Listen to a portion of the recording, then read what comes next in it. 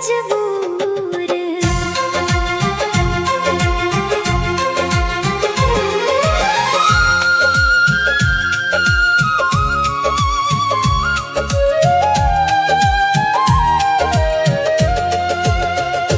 भूल समझ के तोड़ दी है खुशबू के ना मानला। सांच प्यार के हर धड़कन के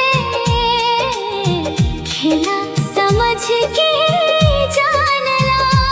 आज हंसता छोड़ के हमके काली अखियां हुई नम। याद करबा हर बात हमार जब ना मिली हम सनम।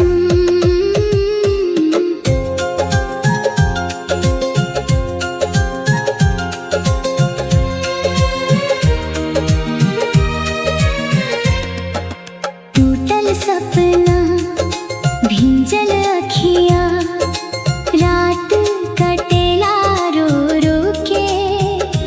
तोहरे नाम के सांस चलेला हर पल धीरे धीरे।